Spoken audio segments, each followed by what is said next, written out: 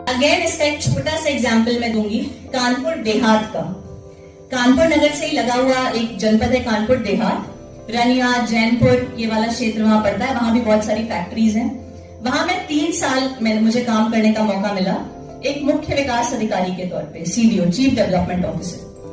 और उस जनपद में 1022 गांव थे, 618 ग्राम पंचायतें थी और लगभग 20 लाख महिलाएं थी उस जनपद में। जब मैं गांव में जाती थी तो मैं अधिकतर महिलाओं को देखती थी कि या तो खेती बाड़ी कर रही हैं या मजदूरी कर रही हैं, और काफी केसेस होते थे हैरेसमेंट के, टॉर्चर के, डोमेस्टिक वायलेंस के। एक कॉन्सेप्ट होता है सेल्फ हेल्प ग्रुप का, स्वयं सहायता समूह, एसएचजी। सुना है आप लोगों ने? कितने लोगों ने सुना है एसएचजी के बारे में? ओके। सेल्फ हेल्प ग्रुप सरकार की एक योजना है, राष्ट्रीय ग्रामीण आजीविका मिशन। और राष्ट्रीय ग्रामीण आजीविका मिशन में महिलाओं को, जैसे आप 5 महिलाएं हैं, जोड़ के एक समूह बना दिया।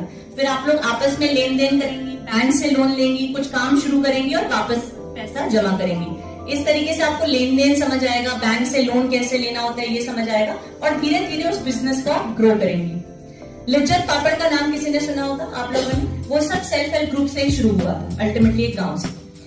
तो कानपुर देहात में जब मैं गई तो लगभग 1000-2000 स्वयं सहायता समूह थे, लेकिन काफी निष्क्रिय थे, मतलब कुछ काम नहीं कर रहे थे। बनते थे, टूट जाते थे, बनते थे, टूट जाते थे, क्योंकि काम सस्टेन नहीं कर रहा था। काम शुरू करते थे पर चलता नहीं था, तो फिर वो खत्म हो जाता था। और इसका मुख्य कारण ये था कि उसकी मार्केटिंग, ब्रांडिंग, एडवर्टाइजिंग ये नहीं हो रहा था। आप लोग के क्षेत्र में एक बहुत अच्छा मसाला बनता है, बुकनू, कानपुर क्षेत्र में बनता है। आप लोग ने घर में अगर देखा होगा, मम्मियां बनाती हैं वो मसालों को कूट के बुकनू। मुझे यही आके पता चला कि वो बुकनू बहुत अच्छा पाचक तत्व होता है, मतलब डाइजेस्टिव होता है। सलाद के साथ खा लीजिए। उठेगी महिला, सबसे रात में सोएगी, सबको खाना खिलाएगी, खुद बाद में खाएगी, और इसकी वजह से जो हेल्थ होता है वो सबसे ज्यादा प्रतिकूल, एडवर्सली अफेक्टेड होता है। यहाँ बहुत सारी बच्चियां हैं जो कल को माएं बनेंगी, बहुत सारी माताएं भी बैठी हुई हैं। आपको एक पोषण का चक्र हमेशा याद रखना चाहिए। आप जितना स्वस्थ होंगी उतना ही स्वस्थ आपका आने वाला बच्चा होगा।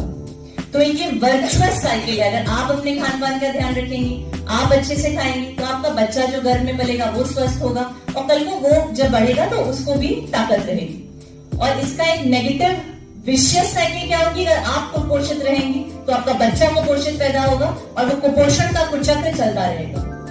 तो स्वास्थ्य का ध्यान रखना। जब मैं स्वास्थ्य बोलती हूँ तो शारीरिक स्वास्थ्य के साथ साथ मानसिक स्वास्थ्य, जो हम बिल्कुल इग्नोर कर देते हैं, anxiety, stress, depression, tension, office का, घर का, हर चीज का, पूरे दुनिया का बर्डन हम लोग इस कंधों पे लेकर अपने ले आते हैं, और सबसे ज्यादा अपने आप को निग्लेक्ट करते हैं, इग्नोर करते हैं। तो शारीरिक स्वास्थ्य के साथ साथ मानसिक स्वास्थ्य का ध्यान रखना भी बहुत जरूरी है। तो इस वुमेन्स डे पे, जिसका थीम है कि empower women, accelerate growth, invest in women, accelerate growth, तो कोई और इन्वेस्ट करने नहीं आएगा। सरकार इन्वेस्ट नहीं करेगी, सोसाइटी इन्वेस्ट नहीं करेगी, आपको अपने आप में खुद इन्वेस्ट करना पड़ेगा, अपनी एजुकेशन पे, अपने स्वास्थ्य पे।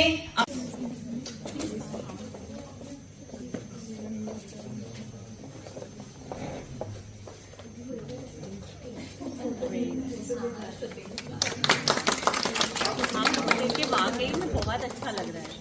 मतलब माधवी मैम ने फोन पे जब बताया था, I would not have imagined. अच्छा, and I'll also invite you in our MTTC.